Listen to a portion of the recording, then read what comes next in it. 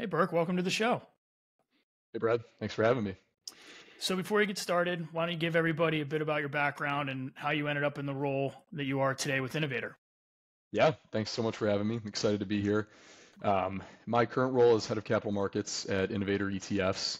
My background is grounded in ETFs. Started my career on the trading side at Virtu Financial, which is an ETF market making firm in New York. Cut my teeth under some of those traders, learned how ETFs work, learned how to trade them, learned a lot about liquidity. And then from there, came over to the dark side of the ETF issuers. Spent some time at Direction doing the leveraged ETFs with that team over there, great team, and then joined Innovator a little over 3 years ago to start this defined outcome ETF journey. That's great. And so, before we kind of jump into that defined outcome and defined protection suite, I always like to ask people, what do you do when you're not working, not behind the desk? Any hobbies, things you enjoy doing? Yeah, I made the move from New York City after 8 years out west to California recently. So spending a lot more time outside than I ever did in New York. So I'd say hiking is something we do a lot of out here. Muir Woods isn't too far from us, so we're definitely spending more time outside. Yeah, I live in Pittsburgh, so I don't envy. I'm sure you are well aware of what the Northeast weather pattern, and so anytime I can get out to the west side of the country, it's always an enjoyable experience. Oh yeah, it can be brutal. I know it. So let's talk about Innovator ETFs like as a whole. The firm has a large suite of ETFs. I know they're siloed into kind of some different strategies, but what do you want Innovator to be known for? Like, what specifically are you guys really good at? Yeah, so Innovator as a firm launched their first ETF in 2018. So our founders were Bruce Bond and John Southard, the original founders of PowerShares ETFs. So legends in the industry. They sold that business to Invesco. And the great story is one of them was pitched a structured note actually in their pseudo retirement. And the light bulb went off and they said, you know what? This is a gigantic market. It's not necessarily touching advisors. It's more so insurance. And there could be a better way to structure these products in the ETF wrapper. So 2018 launched our first defined outcome ETF. And if there's one thing you have to know about Innovator, this is all we do. Defined outcome ETFs is our singular focus. We pioneered the space in 2018. Competition has come in. You've seen other issuers launch similar buffer products. But when you pick up the phone, you call Innovator, everyone at the firm focuses on this. So we consider ourselves experts. We're passionate about it. That's all we do. So let's talk about what defined outcome is and also what defined protection products are like as a whole. So how do they differ, and explain to the advisors to really what they're trying to accomplish? So defined outcome ETFs are kind of the umbrella. You can think about that as like the high level catch-all for these ETFs. And we started with buffers. They were just buffer ETFs. We launched a 15% buffer against the S&P. So really simply in that example, over a 1 year outcome period, that ETF will give you a 0 to negative 15% buffer against losses. And in exchange for that protection, you have a cap on the upside. So we'll call that cap 14%, which is about what it is right now. So no free lunch. We give you that downside protection in exchange for that upside cap. If the market moves below negative 15% over that 1 year outcome period, you're going to take on any losses. So just quick numbers, if the market's down 20 in a 15 buffer, you're going to be down 5. If the market's down 10 and you have a 15 buffer, you're going to be flat. Less expenses, obviously. Same thing on the upside. You're 1-to-1 on the upside with the price return of SPY to that cap. So that's kind of a structured note payoff is where that initiated. You can kind of think of RILAs and that part of the industry for those types of payoffs. And since then, there have been so many different flavors. So we have different buffer levels. We have different indexes. We started with SPY. We had a 9, 15, 30 buffer. And now we have quarterly outcome periods, resetting every 3 months. We have 2 year outcome periods. But if you had to know the really simple breakdown, it's buffers. And then we're going to talk about today defined protection, which is an extension of buffer, just a 100% buffer, which is sort of a new creation as of the past year. So your buffers are all quarterly. Are your defined protection, which we're going to talk about today, are they also on the same quarterly cadence, or are they monthlies? So the outcome periods can be quarterly, they can be annual, and we actually offer different monthly series. So Brad, you'll notice we have a ton of tickers on our website, over 100 ETFs at this point, which is kind of crazy to say out loud. And the reason we did that is We want funds to be resetting every month. So if advisors have money coming in throughout the year, they can get in right at the start of that new outcome period. So for instance, our June series just rolled a couple days ago. So PJUN, PJUN is our 15 buffer there. That just rolled. So advisors bought in on that day one or around day one, and they can hold that for the entire outcome period and have that protection. If they miss June 1 and they want to come in July, we also have a series resetting at the end of June for July 1st. So we have different monthly series rotating, and the outcome periods are either quarterly or annual. So how are these ETFs kind of structured internally in terms of the holdings? Is it they're all outcome, or I'm sorry, are they all option packages? I mean, why don't we pick one? Let's pick one of your new issues, and kind of whichever one you want, and we'll kind of talk about how internally that is built in order to achieve the objective. Yeah. So I guess let's talk about the defined protection, since that's what I was hoping to cover today. Those are 100% buffer ETFs. So you can think about them very similarly to the rest of our buffer suite. It's a basket of options is what it is at the end of the day. Flex options are what we use. Flex, you can just think of flexible. You can customize the tenor, you can customize the strike, and that's what gives us that pinpoint accuracy, which is what allows us to deliver a defined outcome. We get questions all the time. Could we just use listed options? Why do we have to use flex? Could we just use whatever is available on screens? We certainly could, but we wouldn't have that precise nature of the defined outcome. I could get you a 14.5 buffer and a 12.25 cap, but we want to deliver that exact buffer that we state. So that's why we use flex options. Peeling back just how it works, we use for the 100% buffer ETFs, it's 3 options in the basket. So we have a deep in the money call, which gives us that 1-to-1 SPY exposure to the upside. Then we have our protection. So we buy an at the money put, and that gives us that full protection.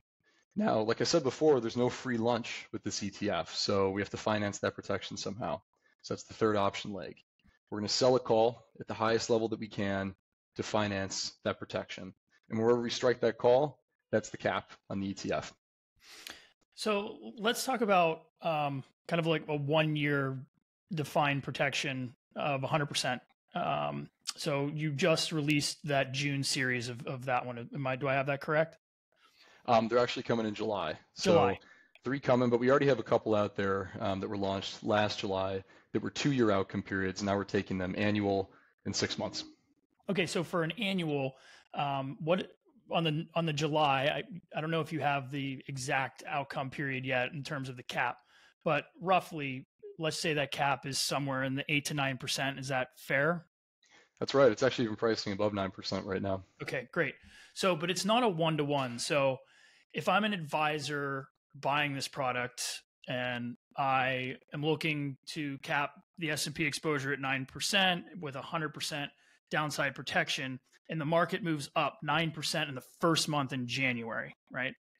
I'm not going to actually make 9% in the ETF. That NAV is not going to move up 9%. And that's because of the decay of the time value of the option. Is that correct? That's exactly right. You can expect a lag intra-period. So the defined outcome is realized at the end of the outcome period. So if you hold that until the end of the 1 year, that defined outcome will be realized on the last day of the outcome period at the close. Now, what's people don't always think about this with these types of ETFs, but you have a defined outcome at any point during the outcome period when you buy, if you hold until the end. So in that example you gave, a client could also buy in halfway through that 1 year outcome period at the 6-month mark if they like that payoff, and they could hold it until the end of the outcome period and still have a defined outcome. It would just look different than it was on day one. And you actually took one of my questions there. So is there a way, if I'm thinking through this, is there a way to kind of generate additional alpha maybe over the cap if the market starts the year highly negative, or is the cap the cap? The cap is the cap, but if the market does move down negatively, you're just going to have more cap. So it has that stated cap on the first day of the outcome period, but in that example you gave, if the market starts the outcome period down 5% in the first week or two, you get a sharp drawdown. The ETF may trade down slightly. It's not going to trade down 1-to-1, and you may have some additional upside cap.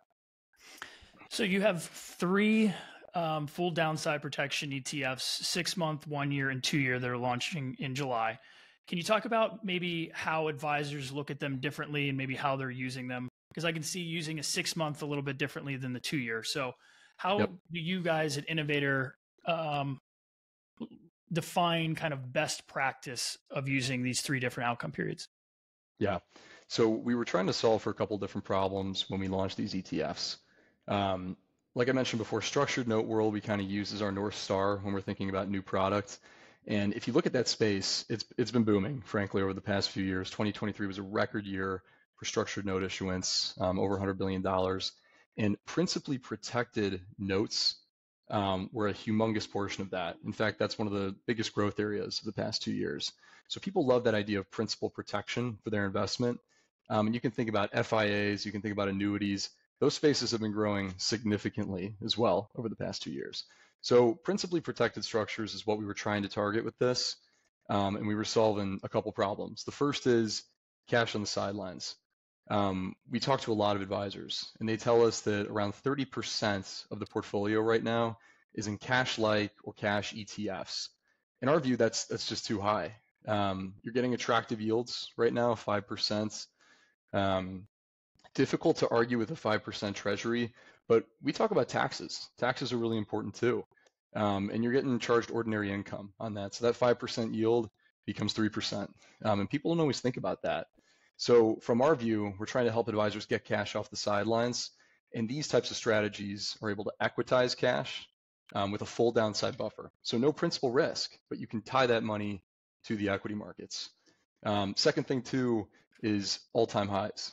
I was just talking to a colleague about this, and we've hit 24 new all-time highs in 2024, which is an astounding number.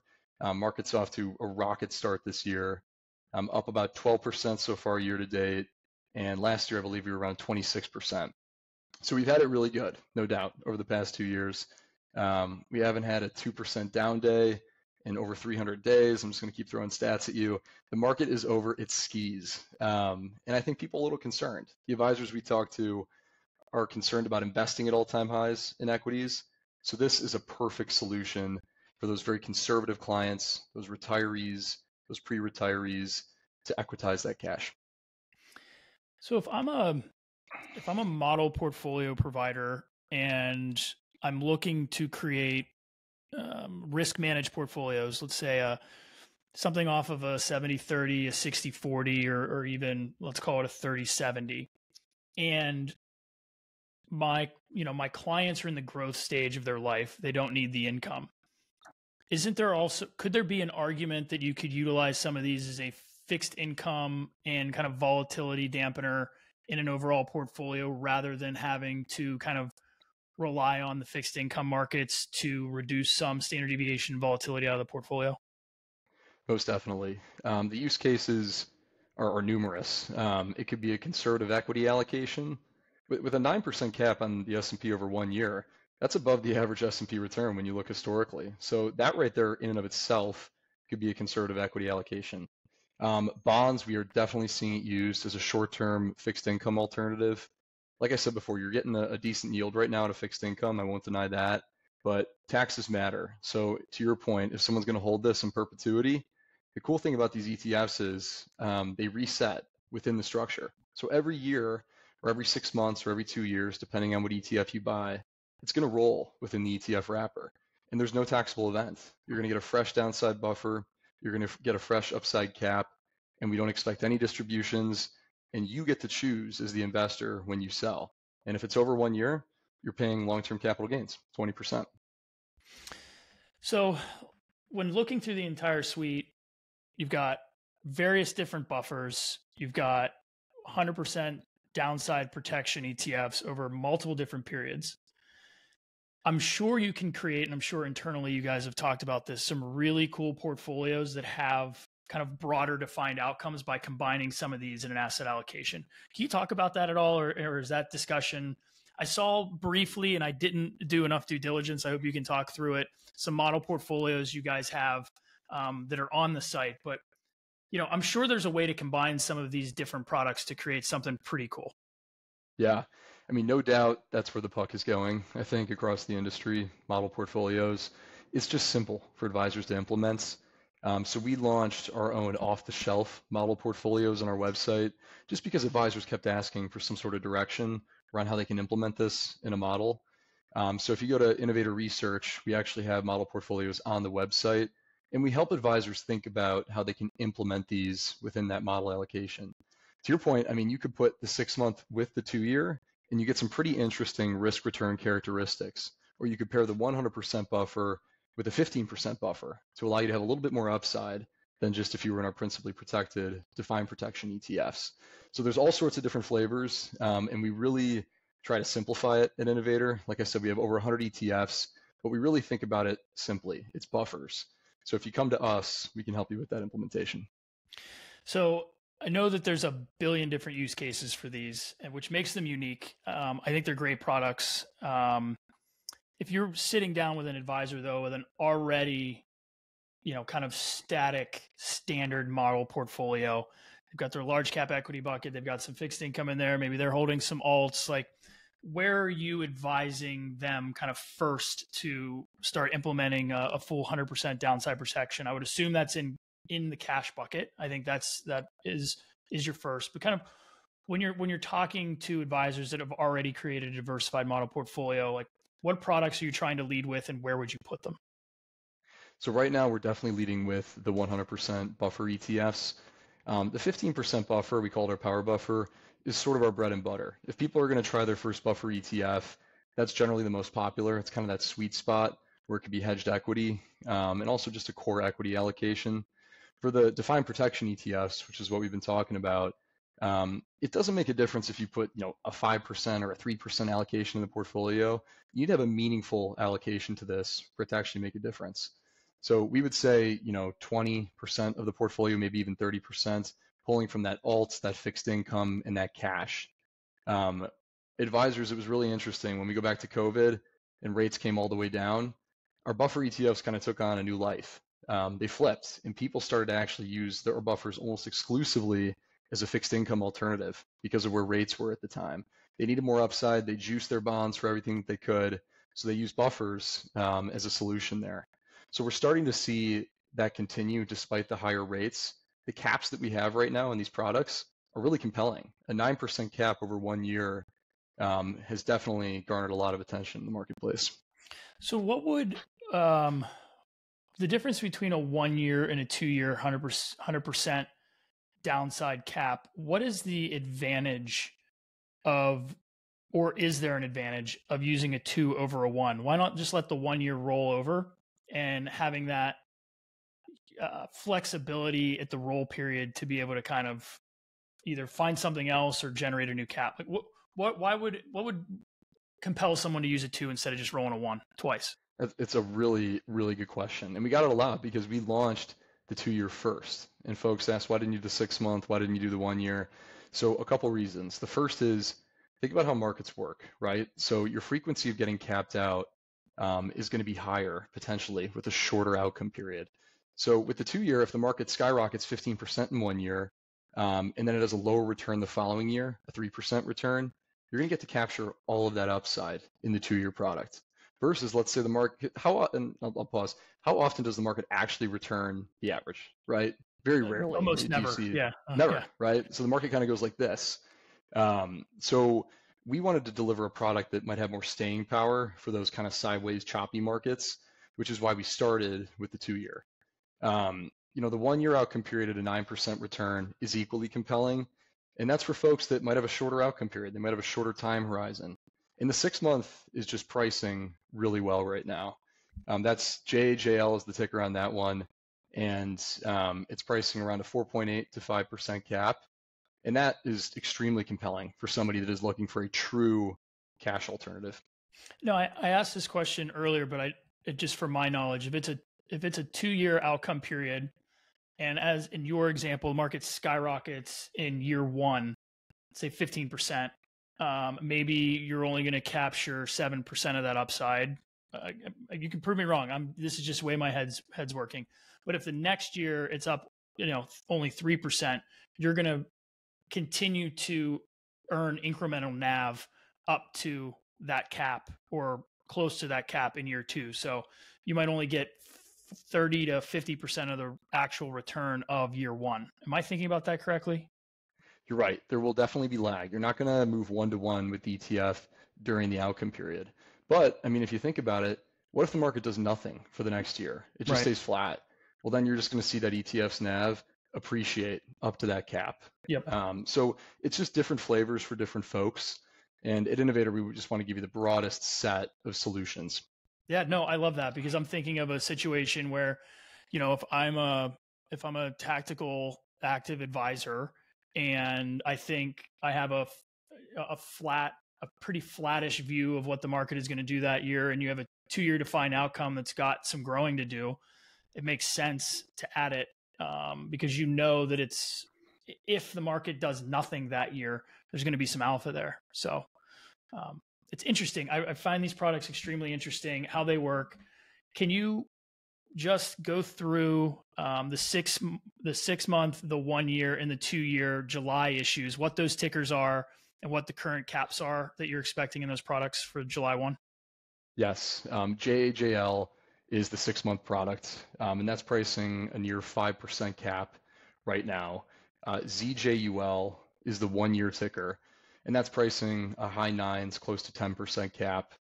And then AJUL is the 2-year ticker, and that's pricing around an 18 to 19% cap. So those are the 3 funds launching. I'll just add, Brad, that with these types of ETFs, we talked about the structured note side of things. We surveyed advisors, and the big things that they value are liquidity, simplicity, and cost. So the ETF just wins on all of those fronts relative to some of those legacy solutions.